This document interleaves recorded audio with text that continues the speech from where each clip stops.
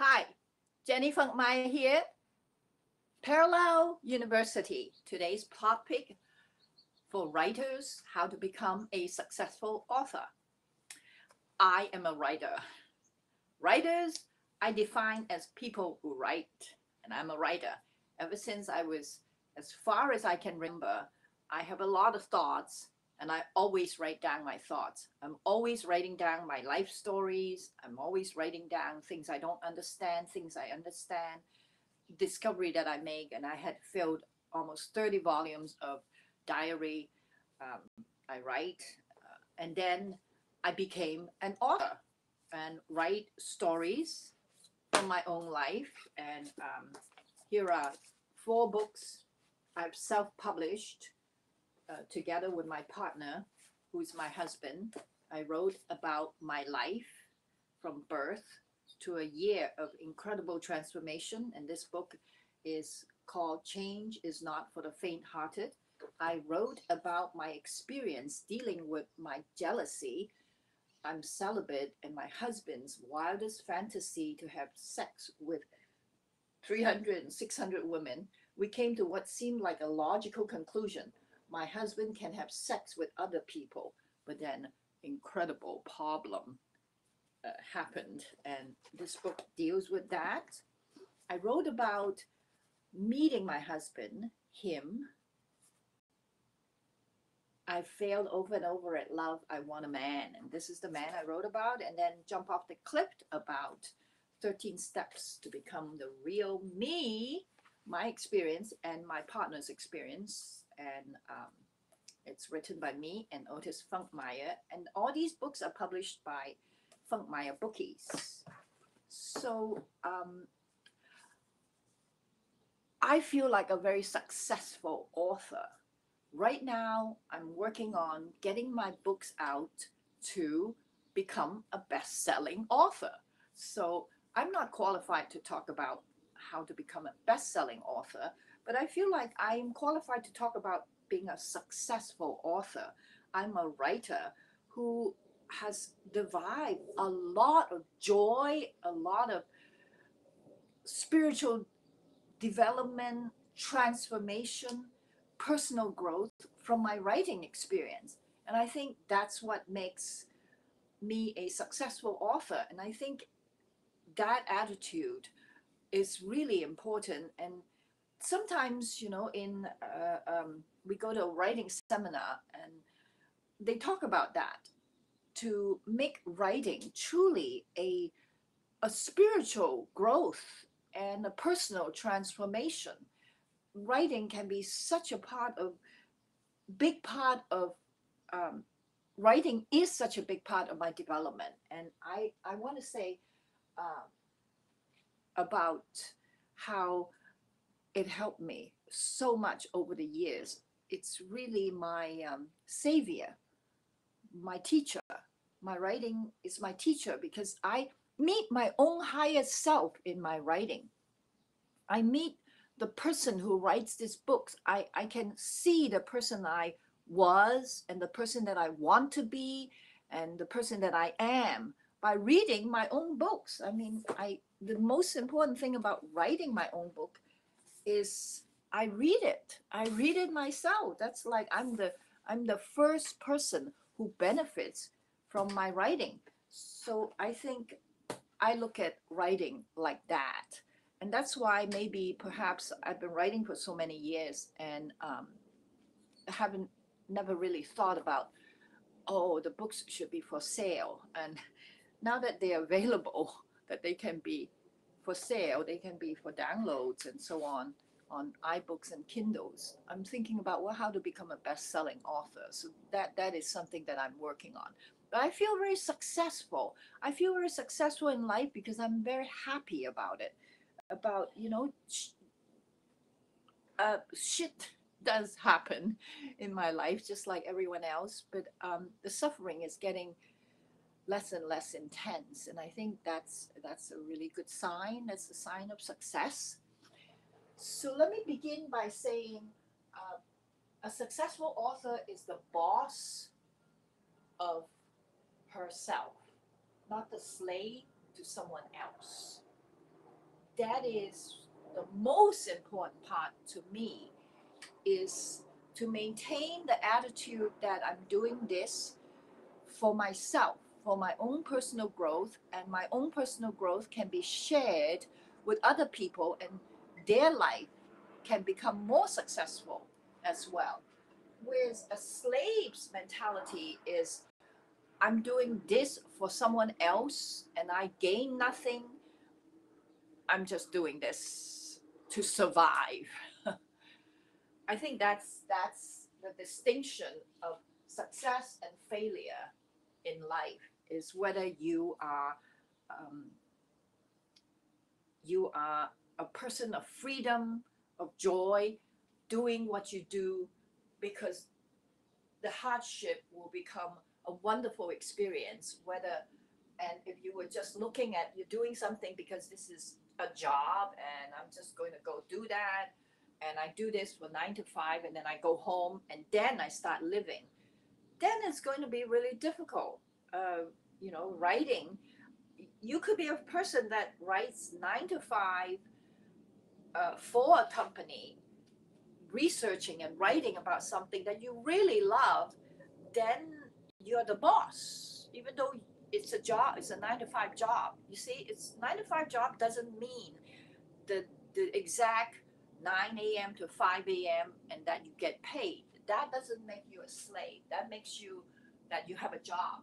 And it makes you the boss of your life with a job that pays you to do something you love. Now that is success. That is the boss mentality. Whereas if you're writing about things that you don't care about at all, that you don't believe in, that ideologically you're fighting with yourself all the time, you know that you're doing something wrong for yourself and for the world, but you still 9 to 5 do it anyway because of the money, of survival, of fear, of just like lack of courage to live the life you want, that makes you a slave. Even though whether you have whether you're working a job or not does not make you a slave. It's your mentality that makes you a slave. So self-reliance is one of the most important part of being the boss mentality versus the slave mentality. A person who is the boss of his or her own life go out and really self-reliance. They're trying to figure out something for their own life, and in figuring out for their own life, they actually figure out life for the entire world. That's a boss mentality. Whereas a slave is like, I don't really care. This is not something I want to do. So there's no self-reliance. It's like they have to be told what to do. They have to be, each step they have to be told, because they don't really know. They don't know why they're doing what they're doing. And those people are actually really frustrating to deal with. You have those people in your life. Those people, they don't care because they have no self-reliance. They're not in it. They are in something not for the joy of it, but for some other reason. And that's really hard. That makes that person a slave. Self-knowledge, so the very important part of this would be, you know what you want to find out in your life, and you make your job, your work, your writing helps you to become more self-knowing. That's self-knowledge. Whereas you don't know what you want, you're just kind of searching. That doesn't make you a slave at all. That makes you a person who's searching. That is self-knowledge. If you know that, oh, I don't know what I want, I'm just searching, that's self-knowledge. You see, self-knowledge has nothing really to do with knowledge. It has something to do with self-knowing. Self-knowledge has nothing to do with knowledge. It has something to do with self-knowing. A person who has a goal has self-knowledge. A person who knows she has no goal also has self-knowledge. The person who has no self-knowledge is a person who does not know. They don't know. They don't have a goal. Think about that. discovery. A person who is a boss is constantly discovering new things from the writing, from the work, from the subject. It's a discovery that is something that you would dying to know, that dying to know means you would die to know this thing. So that's a self-discovery. Whereas a slave person is not here for any discovery. It's just here to buy time. Just like just get this over with so I can go home and then start living. Well, that's really sad. That makes a person a slave. A spiritual path, writing is a spiritual path because it's like the best way to find out who you were, who you are, and who you are going to be.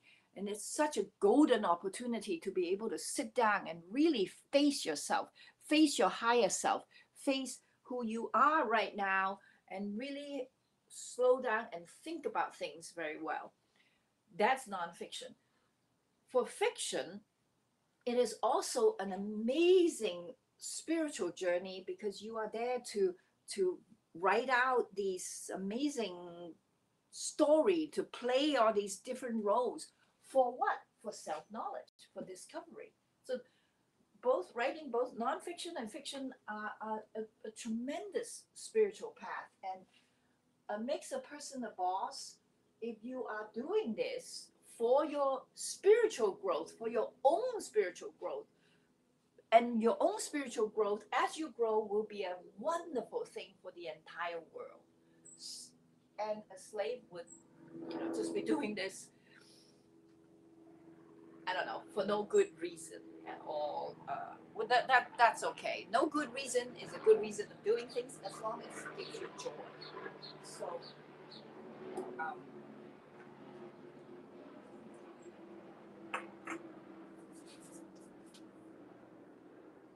there are a lot of people that says, "Oh, you can if you are a writer." When you become when you become a author, you don't have to work so hard. You don't have to work 9 to 5 anymore. Let me tell you, a successful author is working 24/7. It's much harder work. If you want to quit your job to become a writer and think that you write and it's going to be working less than 9 to 5, then you're absolutely wrong, because you will be passion will drive you to work 24/7, just working all the time because it's so passionate, it's so fun. That's a boss. A boss is a person that's working 24/7 because she's thinking about what's going on. She's thinking about how great this work is, how she can become better. That's a boss. A slave is like 9 to 5, go home, done with it. I don't care. So, yeah, freedom. A boss has freedom and a slave has none. That is the absolute, to me, definition. A person who has freedom to be who he or she wants to be. This is the founding principle of America, is freedom. So to put yourself in a place in which you're doing a job 9 to 5 or 24/7, you are just doing it for some other reason than doing this job, you're a slave and you do not have freedom, because you have to be in a just doing things for because your mind tells you have to do it. I think the worst kind of non-freedom is the freedom that you're enslaved to some idea in your own head that drives you into doing things that you do not enjoy. That's freedom. That's no freedom. Freedom is defined as you can do what you want to do when you want to do it. You can do what you want to do when you want to do it. This definition comes from a very respectable, very respected spiritual teacher named Bashar. He said again, freedom is defined as you can do what you want to do when you want to do it. You will have the time and money and attention to do what you want to do. not all the time, 100% of the time it's like that. Our lives sometimes don't work that way, but that's okay. You know, most of the time, you know, use your common sense and you can examine your life and see whether you're a boss to your own life or a slave to your own life. Slave to someone who tells you you have to appear, you have to do things when you want to do it, when you don't want to do it, when you don't want to do it, you still have to do it. That's a slave.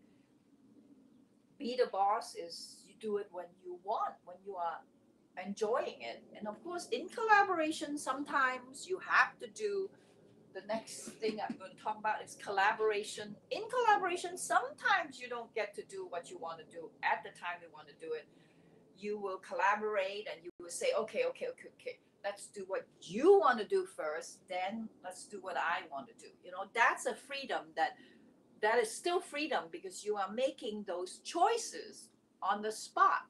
So that's okay. I'm not saying don't have collaborators. Collaborators often means some form of compromising. That's just how collaboration works. And I think you will have to allow your collaborators to have freedom and yourself to have freedom and do these things because you want everyone to be on a spiritual path of discovery, self-knowledge, and self-reliance. And that's why sometimes you have to work 24/7 to get something, to write a book that is actual joy for everyone.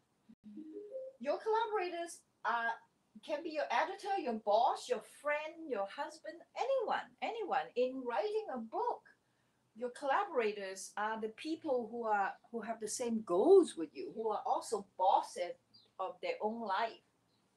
So you want to be a boss works with a boss and a slave works with a slave. So look at your collaborators, your editor, your boss, even though you know maybe the person who's paying your bills, your friend, or maybe you are paying other people's bills. You know, you are a boss actually, or whatever it is. You in your writing, you want to be a person who is on a spiritual path of self-discovery, and that makes you a successful author and not a slave author or unsuccessful author. The internet is really important right now, and we can have a very big freedom in the times we work, the place we work. It gives us so much more freedom. I think for writers, this is really good news. Writers are sort of introverted people who who works alone but wants to be on the world stage, and the internet really gives us this opportunity right now to be like that. It's just so great. Writing, you are a successful author if you show up as yourself. You are giving out your opinion. You are talking about what you believe in. You're passionate about your heart, about what you are passionate about, and you show up as yourself. You are you. I think that's a successful author. A person who is not a successful author is talking about someone else, even though it's someone else, you know, that especially someone else that you don't really believe in, or just have some idea that this is what this person is. Um, you know, it's just I think a successful author shows up as herself, passionately talking about things that it's meaningful to her. I think that's a very important definition of success. We are also talking about when you have these amazing attitude, a successful author is eternally a successful author, even changes constantly. The world, the reality changes constantly, but you are eternally in a wonderful journey of self-discovery, self knowledge, of reliance, and on a spiritual path. That makes a successful author. Thank you for listening. My books are on Amazon, iBook, Kindle. You can also go to the Parallel University website. I'm there every week. I have a gathering in my house to play and to talk and to have fun in this new reality. My name is Jenny Funkmeyer, and I thank you for listening.